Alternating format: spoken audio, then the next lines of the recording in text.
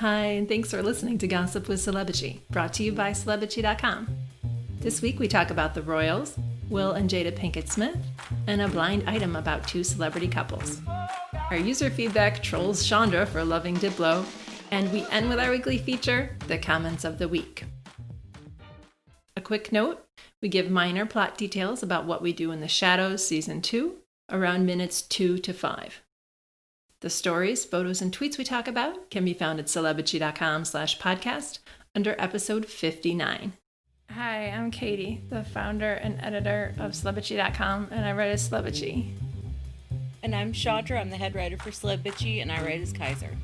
Okay.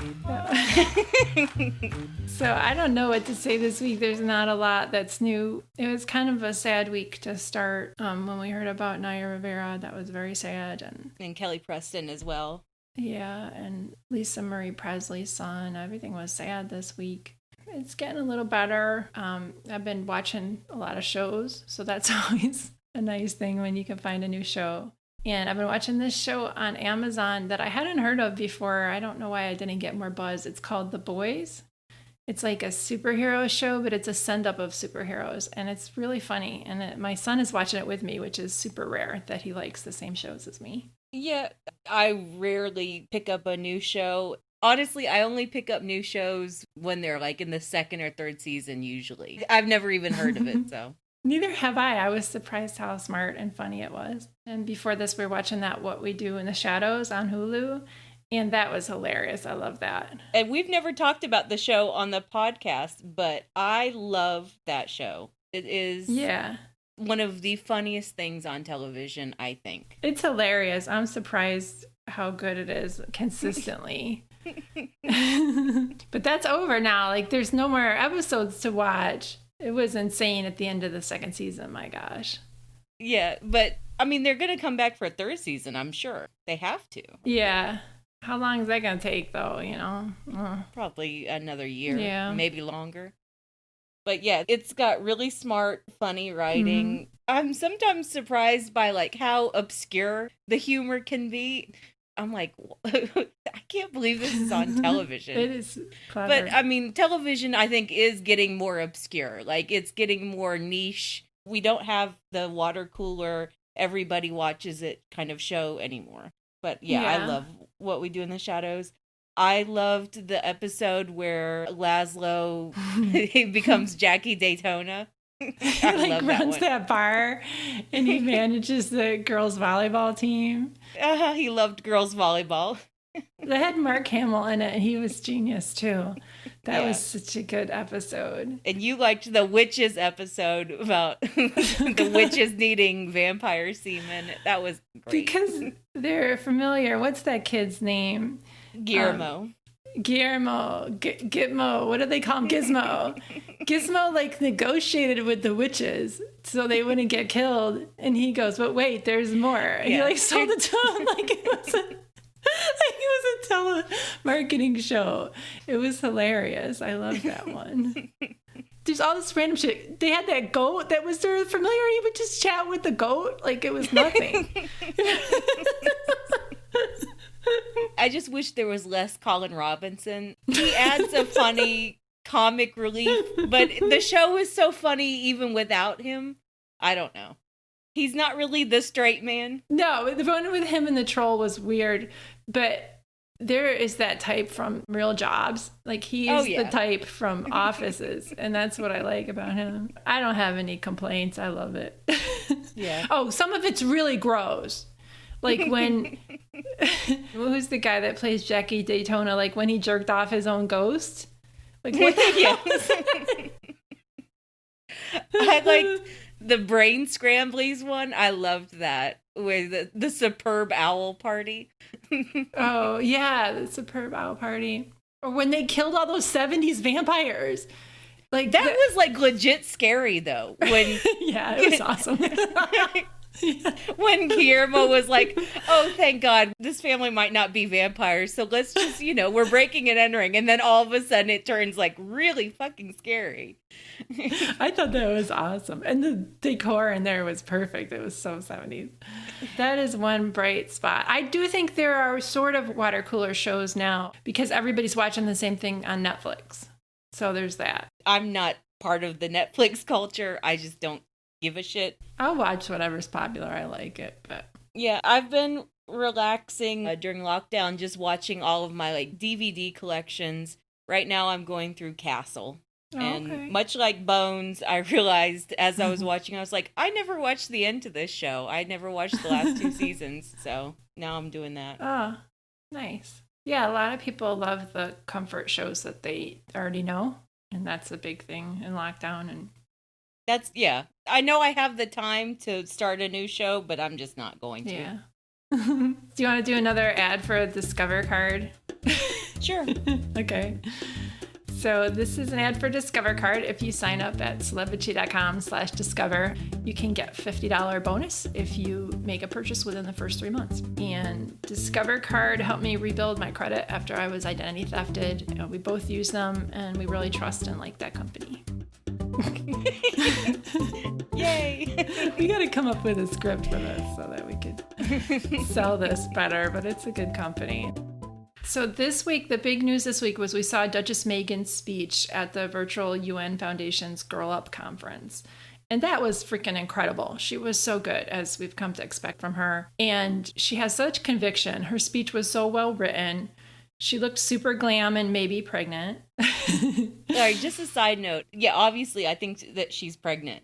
I don't think there's anything wrong with saying, ooh, I wonder if she's pregnant, or I think she's pregnant. Some people do think there's something wrong with that. Yeah. Obviously, you can say it in a way that is kind of offensive, but I do take pains to try to keep it light and fluffy. I think we just love her and we want her to have another baby. We want Archie to have a little brother or sister, and we think that would be adorable. And I think that's okay to say that we want somebody to be pregnant for that reason. Yeah.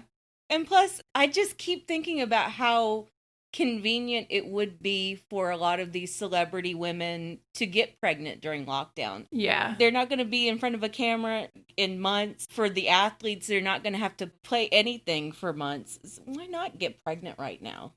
Yeah, I would love that if they were pregnant again. The last time we saw pictures of her, they were the exclusives. I think the Daily Mail had them when she was out with Harry and she was like at the dentist or something, and they had their security team with them, and she was wearing a really loose dress. Yeah, it was super loose. Yeah, you could not tell anything. I linked to the Meghan's Mirror photo of the shirt that she was wearing for the Girl Up thing. It was a tenty kind of tunic, so she's definitely going hard sack wear. Yeah. Let's say that. And maybe that means she's pregnant, maybe not, but I do think she is. We would love it. So she gave such a great speech. I'd like to play a little clip from that because she was given encouragement to the young activists whom she was addressing. Mm-hmm. And I really like how she spoke about that. So here's a clip from that. Girl Up members are organizing Black Lives Matter protests around the world. You're creating films. You're creating films to encourage your peers to become activist leaders. You are standing up and demanding to be heard, yes, but you are also demanding to own the conversation. Another thing about those lawmakers and leaders and executives I mentioned earlier. Now, many of them, they don't listen until they have to. Because the status quo is easy to excuse and it's hard to break. But it will pull tightest right before snapping. And I loved that line that I put at the end right there, that the status quo is going to pull tightest right before snapping. Like, that is such a good line. It is a good line. Yeah. What she said, and I put this in the post, what she said really reminded me of all of the articles being written about what the Children's March was like during the Civil Rights Movement and what the young girls, young kids are doing right now with Black Lives Matter. Like those girls in Nashville? Yeah, like 13 and 14-year-old girls are organizing rallies that bring in tens of thousands of people. And it's extraordinary. And they know how to do social media. They know how to do networking. And it's turning out great. And it's really nice to watch, and it's encouraging. You were talking about, you loved that line about it will pull tightest right before snapping. Yes. And a conversation about whether or not she has a speechwriter. I think that Meghan has people who help her, like people who help her. I think that she probably is a very good writer. We've talked about this before, especially with her Vogue. She needs an editor. I think her default is very flowery, over-explaining. Yeah. Yeah. She over-explains a lot, and I think she definitely has access to someone who's very good at editing her instincts.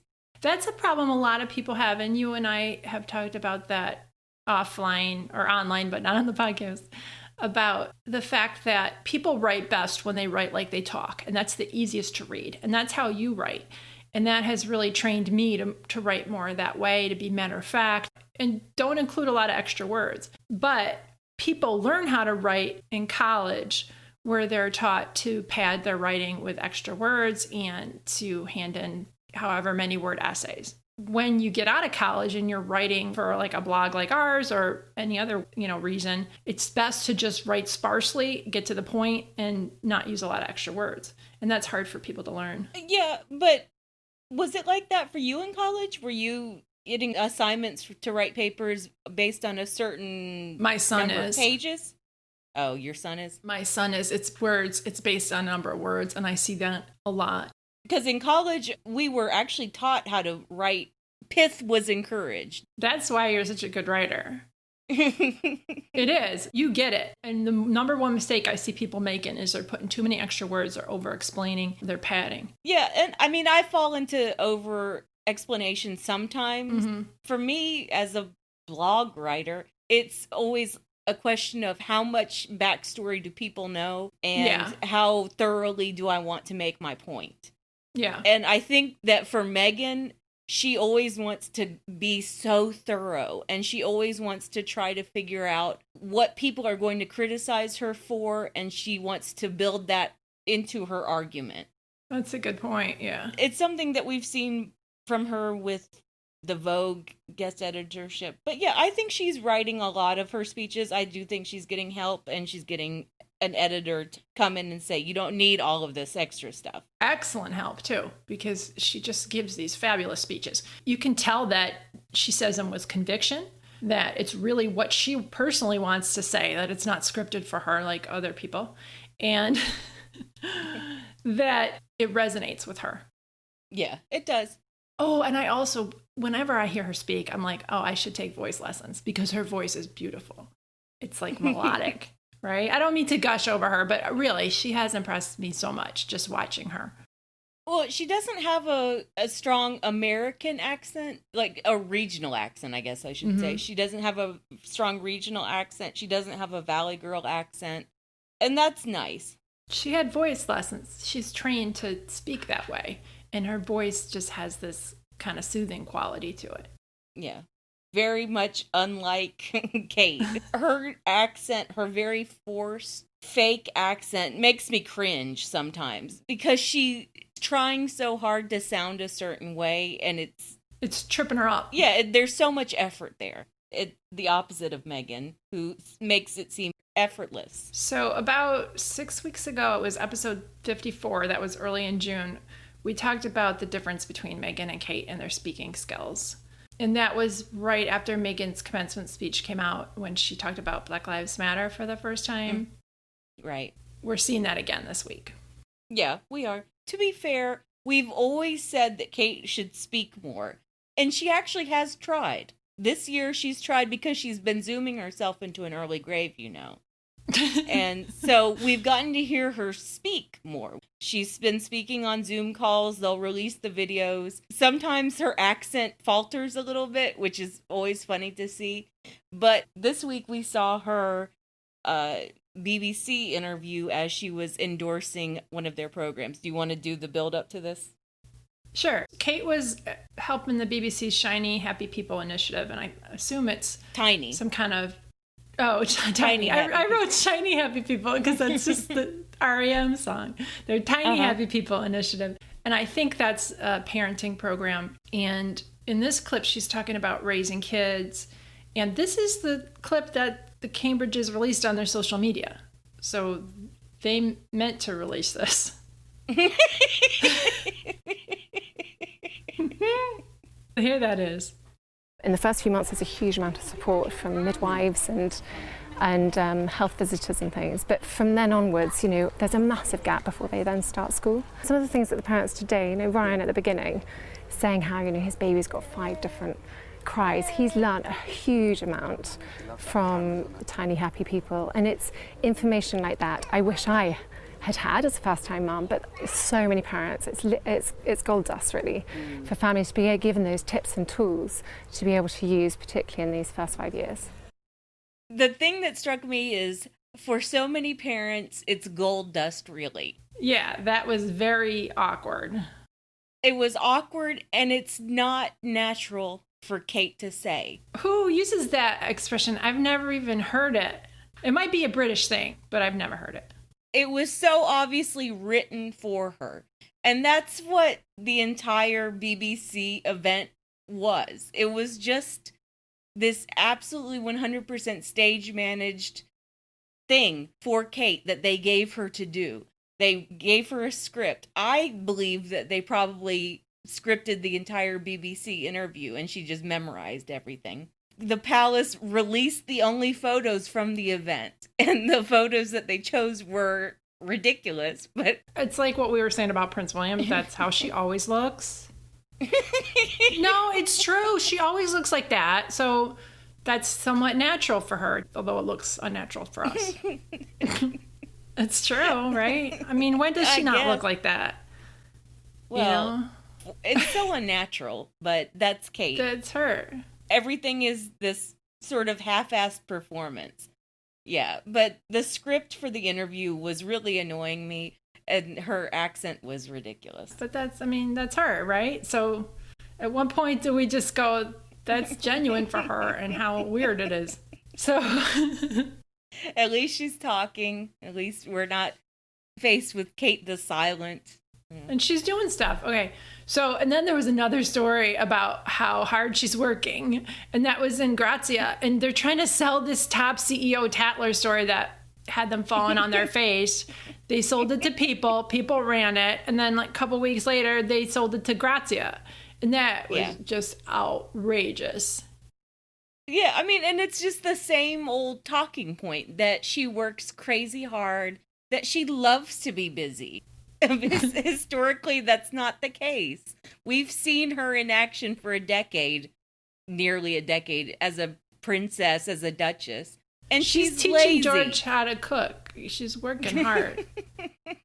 So I'll read this segment from it because I want to play this with the music. We haven't done the music in a couple weeks, so we're overdue. So this is from Grazia. William and Kate have spent months doing what they can to be present, supportive representatives of the family, and they're proud of what they've achieved in such strange circumstances.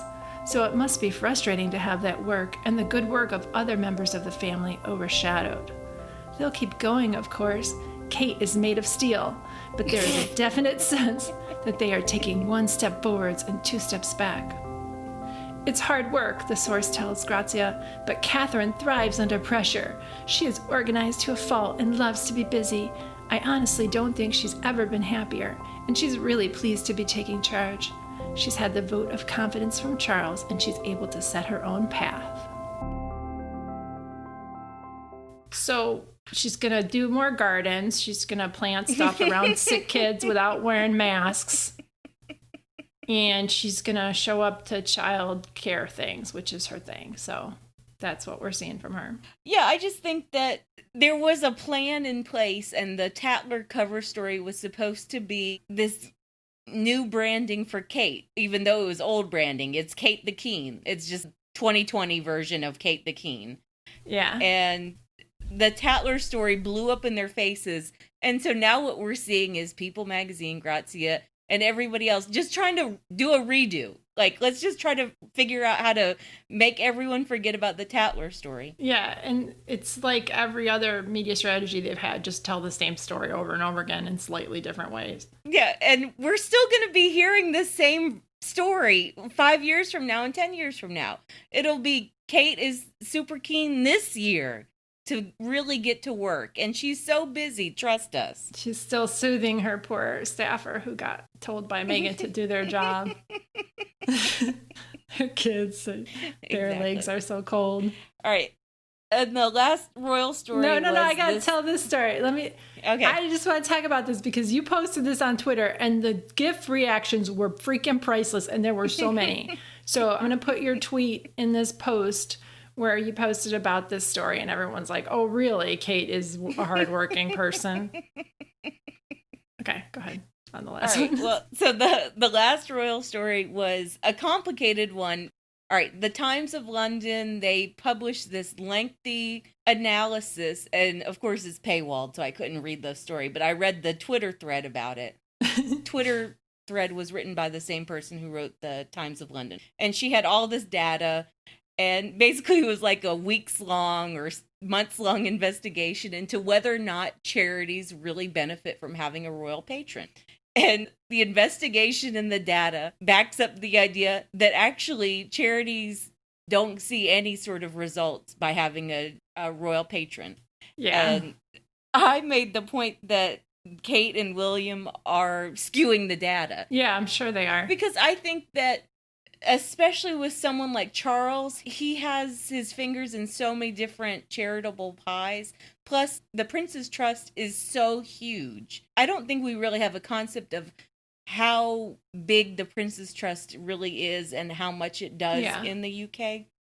So I think we should take Charles out of the equation and just talk about how lazy Will and Kate are and how they don't do anything for their own charities. The sparse number of actual charities that Will and Kate are formally patrons of is so small, and then they don't do anything for those like dozen charities. Yeah, that was an interesting article, and it also speaks to the way the media is changing their approach to them and how now they're kind of going after Will and Kate more now that Meghan and Harry aren't such easy targets. Yeah, I think that's true, but the Time story wasn't specifically about Will and Kate. It was more like the royals don't do jack shit, actually. You know, they talk a big game about charity, but they aren't really helping or bringing in huge amount of money or anything like that. So since we last talked, Will and Jada Pinkett Smith's Red Table Talk came out, where Jada admitted that she had an entanglement with August Alsina, who's 20 years younger than her and was 22 when she started seeing him. And they really fudged and made it all about themselves and Jada's feelings and their relationship when they were responded to this young man's interview where he basically poured his heart out and said Jada broke his heart and he was with her for years. So she made it seem like it wasn't a big thing. We were broken up anyway. No big deal. And of course, they talked in all this psychobabble bullshit. I hate Red Table Talk. Oh, it's annoying. It's definitely annoying. Jada's doing her own thing, and she would be easy enough for me to ignore and just say, okay, whatever. Jada's living her life. Who cares? But the Red Table Talk platform and how Jada wields it, it really bothers me. And this is a prime example of what I feel like her worst instincts were on display there. And she's fucked up her marriage so badly. And it was already fucked up, but yeah. I feel like Jada was the one who was actively screwing up that marriage. No, I'm sure they were both split up. And I just think Will is pissed off that this got out. I don't think it's Jada's fault at all. I'm sure they both had issues. But that's how they're trying to paint it in the press, is that it's Jada doing this. Will was working harder. No, I'm sure he had his side pieces too. The whole idea that they were broken up or they were separated for years. Yeah, sure.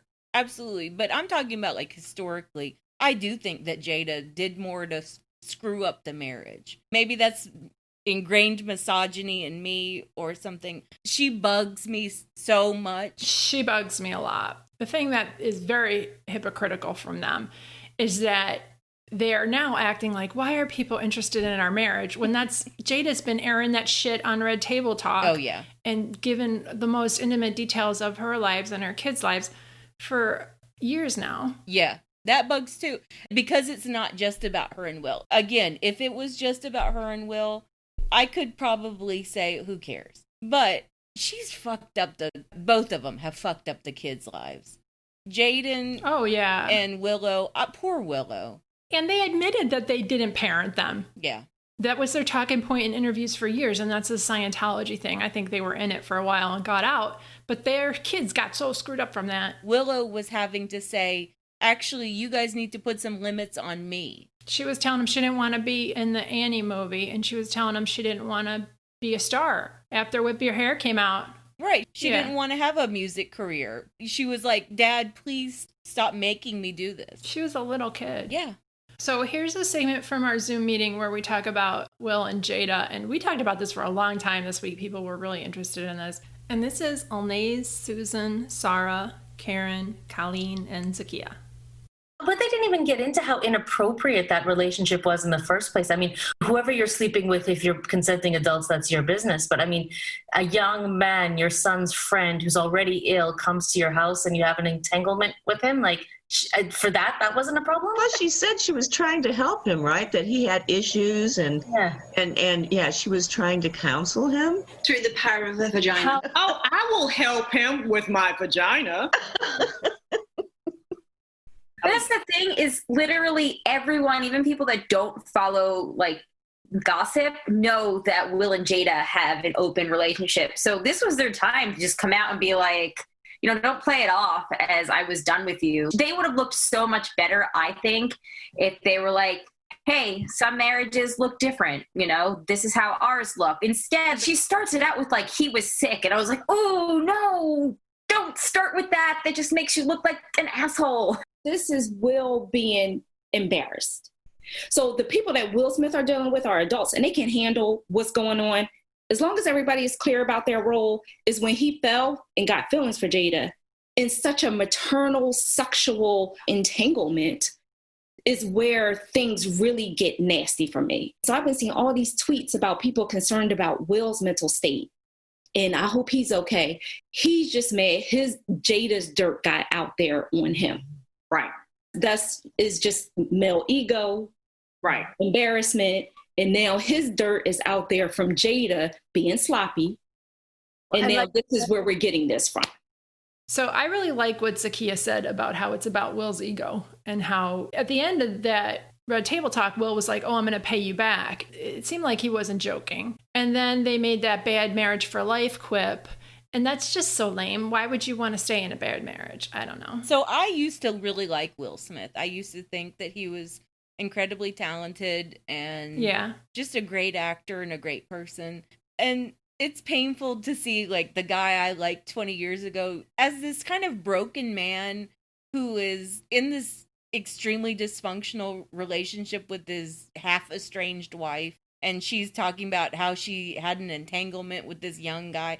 I mean, it's all so toxic and dysfunctional. Why don't they get the fuck out of it? So that was another thing we talked about. They're painting Will as the victim. I don't think he is. I think he was playing that up in this. And I'm sure he's been seeing other women and maybe another guy. And they had an open marriage. Why don't they just admit they had an open marriage? And or why don't they get a divorce? Yeah, there's that too. Because they're a power couple and they want that power that comes from being together. But I think it's more about Jada's ego, that she wants to be Will Smith's wife and she wants the side pieces and she wants to put all of this shit on the red table. And that bugs. Yeah. I feel like Will would just be better off in general to leave all of it behind. Go parent these kids that you have that still need a parent and leave Jada behind and see what your life is like. Yeah, Jada should leave him too, though. I mean, but she was fucking manipulative to this young man. Yeah. She opened her thing saying he was sick, and she's admitted that he was addicted to painkillers and that their family helped him. And like, how predatory is that? Yeah. It's just an unfortunate situation, and I wish that Will and Jada would just leave each other, get a divorce, start over. Yeah. All right, so This week we got another good blind item because last week we talked about the blind item about the male actor whose female coworkers thought he was creepy. And this week we had a blind item from writer Charles Ray Hamilton. He followed me back today, by the way, who tweeted that allegedly 2 white celebrity couples have divorced this year because they disagreed over Black Lives Matter. Now, we've had a lot of divorces, and we thought they were lockdown divorces. Who knows? But this sounds legit. Yeah, and his blind item came on the heels of Armie Hammer and Elizabeth Chambers' divorce. Yeah. And it felt like they were definitely one of the couples. I mean, I just did like a loose Instagram search on both of their pages, and Armie was definitely doing more about Black Lives Matter. Yeah. He was definitely posting more and seemingly more engaged with the ideas of it. And then Elizabeth was not. She had a couple things. She had a couple things, but she was like, okay, I did that. Now I get to post photos of my children and sitting by the pool. Yeah. You know, that's her priority. Yeah. But Armie and Elizabeth were just such a weird, dysfunctional couple also. So I wasn't surprised that they announced their divorce. I wouldn't be surprised if Black Lives Matter played a part in it. Yeah, that makes sense with them. And somebody tagged me on Instagram on a bunch of supposed DMs that Armie Hammer sent women about, looking for sex or talking about sex. It wasn't like creepy. It was somebody he already had relationships with somehow, but I can't verify it, so I'm not going to post it. But it could be him. Yeah, and it wouldn't surprise me. People were saying that they've been split up for months. Oh, yeah. But I thought that they had been in the Cayman Islands together for months. I don't know. There's weird misinformation about that. Okay. People magazine said that he only came back to LA like in the past week and that he's been in the Cayman Islands for months, whatever, with Elizabeth. So I don't know. Oh, that's weird. So Kelly Clarkson and Brandon Blackstock are the other ones, but he's a cheater from a long time ago. We've heard that he's cheating. But they might have had a lockdown divorce and or a Black Lives Matter disagreement divorce because they were living in this small place in Montana where she was broadcasting from. And that could have contributed. Right.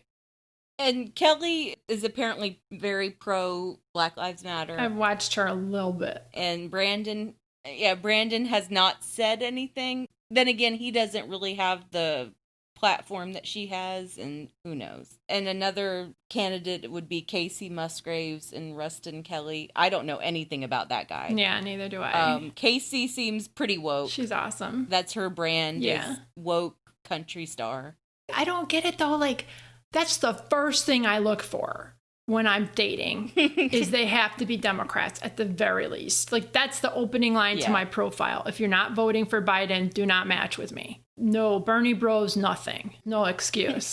I wouldn't even talk to them. And they try to talk just to try to convince me of their bullshit, but no. How are these people marrying guys that, sorry, go ahead. Well, I mean, with Elizabeth and Armie, they've been together for so long. And I mean, that seems more authentic that they would just grow apart politically. Yeah. I don't know how long Casey and Rustin have been together. 2 years they've been married. But they were together for a while before that. Yeah. And it's also true that stuff changed. Like, this changed my relationship with my friends because you can't just not talk about shit anymore.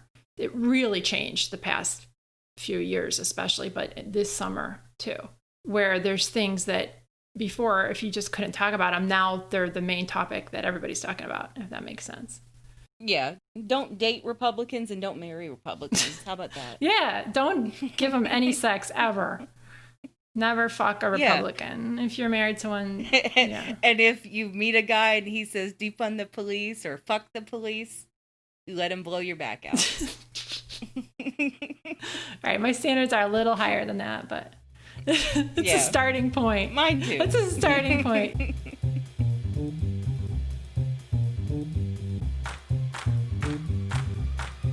Speaking of that, let's move on to the user feedback. All right, I'm going to play a segment from our Zoom meeting here because technically Rhiannon is responding to what we said in the last podcast about Ben Affleck. This is Rhiannon. I have a little bone to pick with y'all. I heard you guys were smiting my man last week.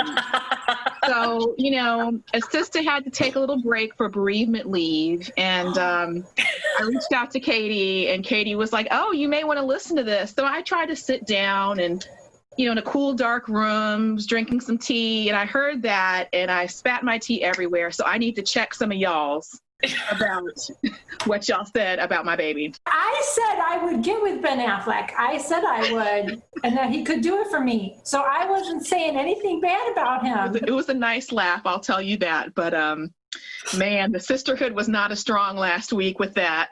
I do think we still have permission to drag Chandra for Diplo. I'm not letting him.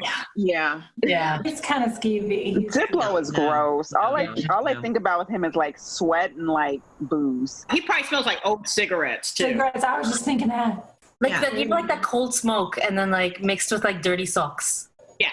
He just smells like a weekend bender and like a rave all at once. He just feels like he has that ranky smell, like when you put something in the dryer, it hasn't quite dried, and then you end up having that rank smell to it. All right. Okay. Let's get into this. All right. So I don't want to hear any fucking bullshit from a Ben Affleck. Oh, I want to bone Ben Affleck. No, Rhiannon didn't say anything about, she didn't come after you for Diplo. That was Karen. We already had it out with everybody on Twitter. I tagged everybody on Twitter. Okay, well, who said I heard you guys were spiting my man? Well, that was about Affleck, That right? was Rhiannon. Yeah, so she doesn't like us talking smack about Ben Affleck, but she's not talking smack about Diplo, too. She's not. All right. Okay. So... just in general, if you get hot for Ben Affleck, don't come at Diplo. We all have shame fucks, though. That's the thing. We all have our shame fucks. Yeah, we all have our shame fucks, and don't judge me for mine. Aw. Yes, he's greasy, and yes, he looks like the embodiment of Florida. And yes, Florida. And yes, like he wears that stupid I love that thing, that video you posted of him, like fake DJing in the White House with like the Zoom background from the White House. I loved that. I really loved that. He did that as a fundraiser for Joe Biden on behest of Kamala Harris. Oh. He like gave him a shout out. He gave Biden and Kamala a shout out. Oh, that's sweet. Well, as he was DJing in the fake White House.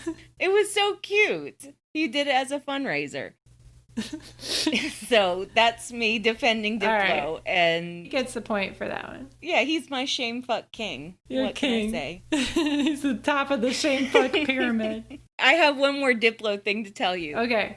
So I've never told my mother that I think Diplo is like dirty hot. I've never said anything to her because I just assumed she wouldn't know who Diplo is. Who cares? Yeah. I'm not going to tell my mom that.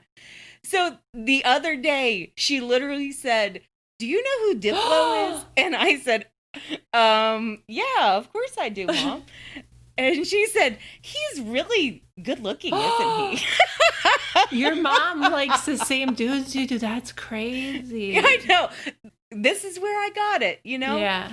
And I said, "Mom, you think he's good looking?" Because I always get shit for that. Because I say, I think he's really sexy. She goes, "Oh, no, he really is." He's got that regional sexiness. Yeah. I mean, yeah, my mom is from the South. So, of course, she thinks like a dirtbag like Diplo is nice looking. It's cute.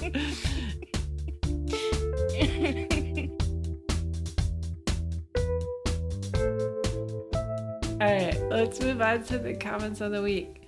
So I picked this comment of the week based on the content, and then I realized it's the same person you picked last week who wrote that awesome lyrics about Kate coming out and Set to Killer's music. Yeah, Florence. She's great. Yeah, so Florence made this comment on that story that we just talked about, that charitable patrons don't make any money for their charities. She said, "I tried turning up to work for 20 minutes wearing an ugly dress with a blow dry and a crazed grin. Didn't make them any money either." All right, my comments of the week were from the Florence Pugh story. Is that how you say her name? Yeah. She was talking yet again about how upset she is that other people talk shit about her, the age difference between her and Zach Braff. And the age difference is about 20 years. Okay. She's 24. She's 24. He's 45, I think. Yeah, he's 45. So she was complaining about it in a podcast interview, and I was like, why are you still obsessed with talking about this? Yeah. And Case wrote, whenever she talks about this, I'm reminded of the quote from The Little Mermaid. I'm 16 years old. I'm not a child anymore. Yes, Florence is an adult and she can make her own choices. Sometimes relationships with age gaps work, and age is truly just a number. But to me, as someone just a couple of years older than her, she sounds incredibly immature the way she talks about this relationship and asserts how mature she is. And Lumiere said, if you have to constantly remind everyone that you're mature, then maybe you aren't as mature as you think. That's very true. Yeah, it is true. Well, I don't care too much about either of them, and he seems like a creep. So maybe she'll learn, maybe she won't. But if you have confidence in your relationship, what does it matter what other people say anyway? Yeah, and why do you keep talking about it and focusing on it? Because obviously it's getting under your skin. Right. All right. Well, thank you for listening, bitches, and fuck the police. Thanks, bitches, and fuck the police. All right. Somebody commented really mean and that they hate us because we said fuck the police, and their sister works for the police and she had black kids, and how dare we? They actually listened to our whole podcast and then they Karen'd us. They did. Karens have too much time on their hands. Oh, I have to play this clip then. And I'm going to play this clip and then I'll head out. But Karen talked about the fact that she's named Karen. So here's that clip. I used to love my first name. Now it's become a slur. I wanted to ask you about that. Your name is now the name for all the clueless white women. The thing is, you don't look like a clueless white woman, so you're okay. Okay. But I'm just like, but I used to love my name. What happened? It's been hijacked. I had an aunt, my aunt who died a few years ago. Her name was Karen, but everyone called her Butch. Everyone in the world called her Butch. That's a cute name. I like that.